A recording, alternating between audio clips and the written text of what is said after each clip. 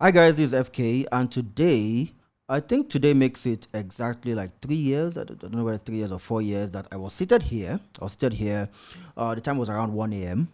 and I got a rejection email from Gatsby. Yeah, 1 a.m. I was walking into the night and I had been waiting for their response for almost 2 weeks because I had just passed through 4 stages of the interview, and I got that rejection email that made my heart sink.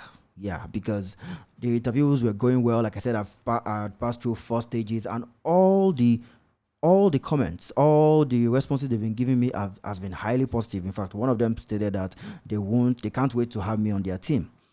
And I got a rejection email. I got rejected, and we all know how that makes you feel, makes your heart sink, makes you start questioning whether you are cut out for this game, whether it makes you start wondering whether the skills you know them. And as someone that has gotten a fair share, like a lot of rejection emails, in this video, I'm going to be enlightening you on why you are getting these rejection emails, on why you might be getting these rejection emails. And I hope that helps someone out there to be able to handle getting these emails better, and also how to bounce back. Yeah, when you get a rejection email, how to get your morale back, how to get back into the game, and make sure that you get that job you've always wanted. And spoiler alert, a lot of times it has nothing to do with you. So a lot of times you don't have to take these things personal, but sometimes it can be. So let's get started.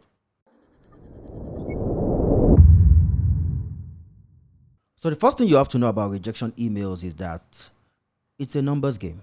Yeah, and it will help your heart if you treat it as such. They can't hire everybody. It's a numbers game. I do this calculation in my head. It's anecdotal. There's no facts to back it up, but like expect like 10%. 10% of the applications you send out would actually come back with a favorable response. For example, let's say you send out 20 applications, two when you if you get two responses back, that would be nice. And also, the competition is more at the bottom. Yeah, the more experienced you are, the lesser the competition. The less experienced you are, the more the competition. So it's very, very competitive at the bottom. So you have to understand that most of these things are not personal. It's a numbers game. If you get that 10% back, I think that is a fair amount of good responses to get from applications. And treating it as such would help your heart, because it can be really discouraging to get these emails. But once you start having that kind of that mentality about rejection emails, knowing that yeah, it's tough out there, and a 10% success rate is really, really good, then you start to feel better about yourself even when you get a rejection email. And the second thing I want you to have in mind is that this rejection is most likely not about you. You see, there are a lot of criteria that recruiters want. There are a lot of criteria that companies want, and a lot of them don't have anything to do with your skill. For example, it might be a region-based stuff. Maybe they're only hiring in Europe, they're only hiring in the US, or they're only hiring in a particular country. So that is why a lot of rejections come through. Sometimes they don't specify it, but once they see on your CV that you're not from that region, you just get cut off. So that has nothing to do with you. Some do not fully specify a particular core skill requirement or experience requirement, so that might be a reason why they didn't, call you back. That might be a reason why you were rejected.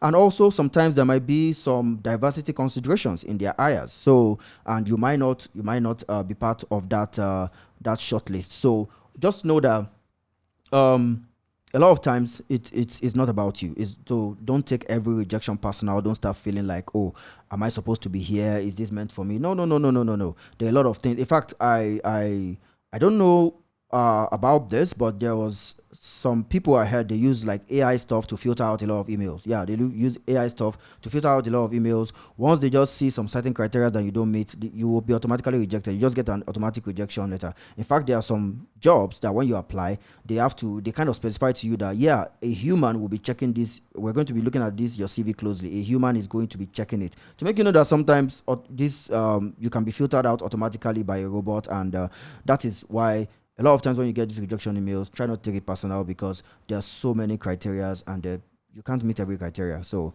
you just have to one day hope to get lucky. So the next point I'm going to be talking about is that your CV structure really matters. Your CV structure really matters. And even before this video, I watched this over 1 hour call that certain recruiters, two recruiters and two managers had, and they reviewed a lot of CVs, and they actually made a lot of important insights from there, which I'm going to be sharing here. So your CV structure really, really matters. First, a lot of companies don't like generic CVs. So you might want to stop generating generic CVs from ChatGPT. You want to make sure that you have a CV that really represents you, a CV that really represents who you are, what you know.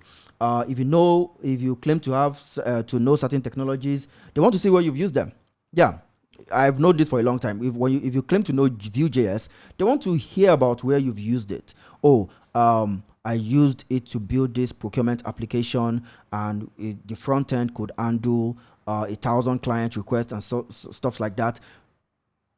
Make sure you talk about the technology, the problem you used it to solve, and what were the metrics that you used to measure your success with solving that problem. They want you to be that detailed, providing a lot of context.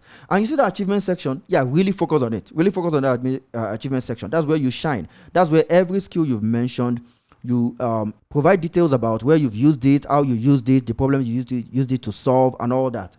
Nobody's going to believe you when you just say, I'm hardworking, I'm passionate. Nobody's going to believe all that. You see, in the wise words of Burna Boy, explain, because no evidence. You go explain tire, no evidence. You have to show your evidence in the achievement section. You have to show them that, I used this particular tool to solve this particular problem, and this is how I measured the success rate of my solution. So make sure that you really, really hone in on that achievement section. I am not a CV expert, but I can provide you some tips here and there. This is not a CV video. This is not a CV building video, so don't take it like that. But one thing I also want you to understand is that you have to make your CV clear. Make it clear. Some people get really artistic with their CV. They put different boxes in different places. You are confusing them. Let your CV just read from top to bottom. Don't put your skills in one box floated to the left and put something else in a box floated to the right. You're not building a website. You're writing a CV. Just make it clear. Let it read top to bottom. My CV is always black and white. You see everything clearly. There's no colors that are causing a lot of noise in the CV. Also, the number of years you've spent in a company also gives an idea of the amount of experience you have. That's why couple of months ago, and last year, a lot of people were discouraging people from jumping jobs too much. Jumping jobs too much. You spend 4 months here, you quickly move to another place, you spend 2 months, move to another place, 3 months. It kind of sends a bad, it sends some sort of negative impression to some recruiters. Some don't care, but it sends a negative message to some recruiters that you are sort of volatile. You don't stay in one place for a long time, or stay long enough to make meaningful impact. So also, gauging your experience, the years you worked in a particular company is a way for your experience to be gauged. And like I said, don't make your CV confusing. Just make it easy to read top to bottom.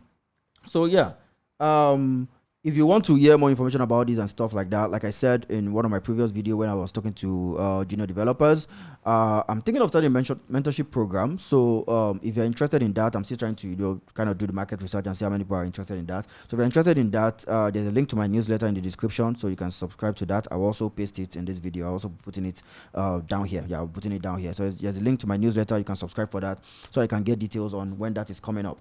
So your CV structure really matters. Your CV structure really, really matters. Now, sometimes you just didn't make the cut.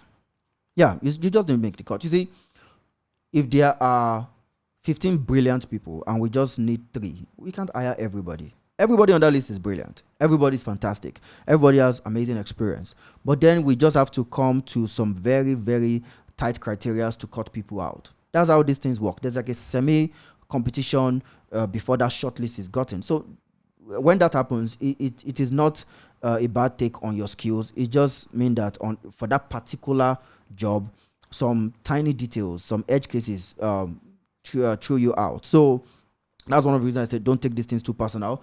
It doesn't really tell on your skills a lot of times. So that is the next point.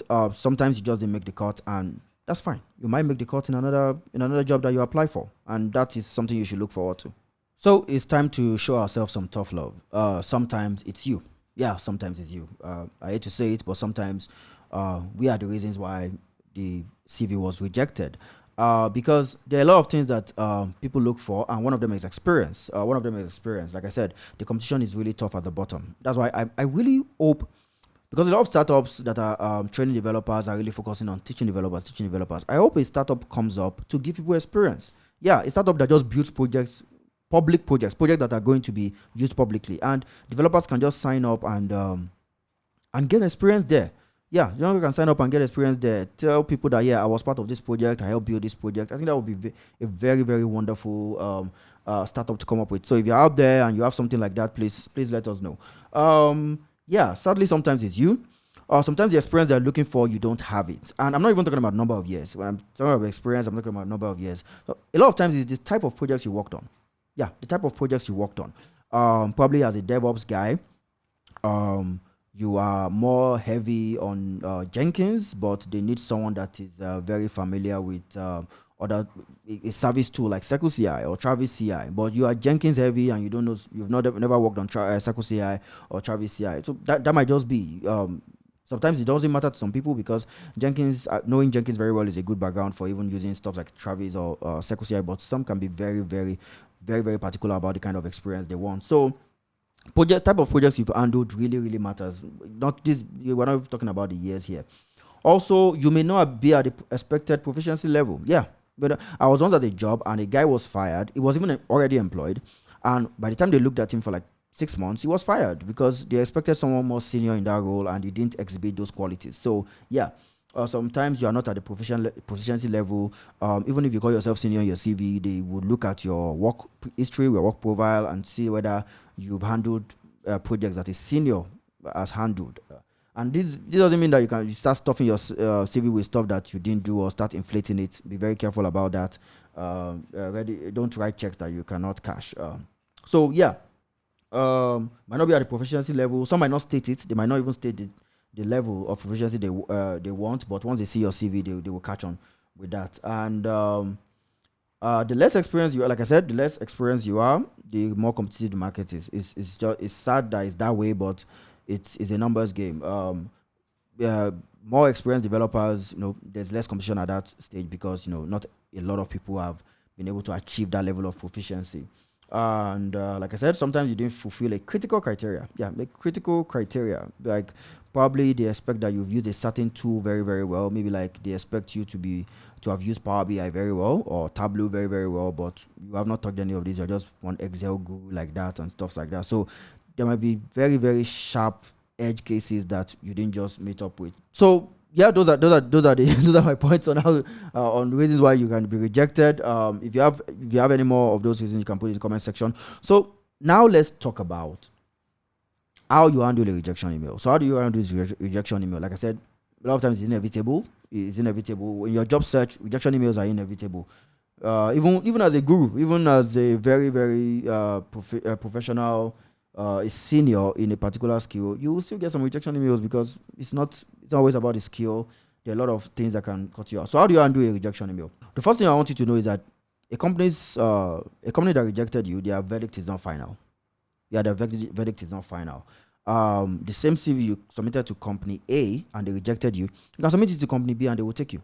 Yeah, and they will take you. It has happened to me. Yeah, it has happened to me before. In fact, there are CVs that you might even apply for a job locally, you'll be rejected, and you use the same CV for an international job and you'll be accepted. So their verdict is not final. Don't take it to heart. They don't have that right. They don't have their level of control over your life to determine whether you are qualified for everywhere or not. And also you can always email them back when you're rejected. You can also email them back, though this will mostly work for people that got a little far in the interview. It has happened to me twice, one with Zero and even in the Gatsby case. I got to email them back and they provided some insights. I don't know whether I accepted everything, but yeah, they provided some insights and it really helped me in moving forward. Yeah, if you're lucky, you get a reply back. Sometimes to do better in future applications, or just sometimes you get closure. Sometimes you just need closure, and that helps. Also, apply according to a job description. This one is an advice. Apply according to a job description. if your CV should not be the same for everything. Yeah, it's not every job opening. Your CV should not be the same for every job opening. For example, you're a front end developer, you know Vue, you know React, and there's this job and it's for Vue. Make sure that your CV is advertising your React, your Vue accomplishments more. Yeah, you still mention to them that you know React, but emphasize on your Vue accomplishments, emphasize on your Vue proficiency. If you see another one another day and it's is for React, you know what to do. Also, let's say you want to get a technical writing job, and the job you're a developer obviously, and you want to get a technical writing job, or maybe you're not a developer but you're in tech and you want to start writing for a particular company. They need they need a technical writer. Be more or rather emphasize your accomplishments in technical writing. Don't start talking about developer stuff, plenty developer things, with projects you did, things you developed and stuff. Mention them, fine, but let the technical writing accomplishments come first. They won't talk about how many blogs you've written, whether you've written any white papers, whether you've written any book, or you've made a course, or you have a YouTube channel. Yeah, those are the things you should put first. Rather, they should be at the forefront of your CV, not the developers. The developer stuff that they come later. Also, keep growing, keep applying. Yeah, keep growing, keep applying. Like I said, skill learning is more linear. You can go from one step to another. It's very sequential. You can go from one step to another, and you can easily measure your progress. But when it comes to job search, it's a whole different thing. There are a lot of nuances. There's a whole lot of criteria. There's a whole lot of factors that play in, and so you just keep honing your skills, keep getting better, because that's what will make your new CV better than your old CV.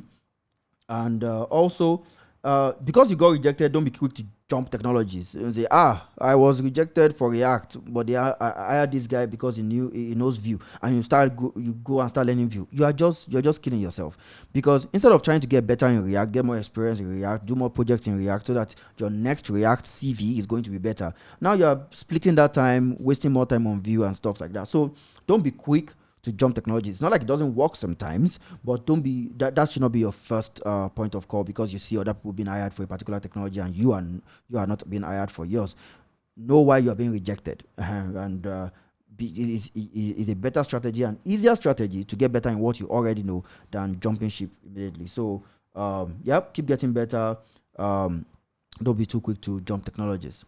So I hope this video has been able to help someone out there. If you clicked on this video, you probably have gotten 1 or 2 rejection emails. So I hope this video has helped you in one way or the other. Like I said, you can always subscribe to my newsletter to get more updates about the mentorship program if you're interested, and just more details from me. I remain your bro in tech, FK. Bye.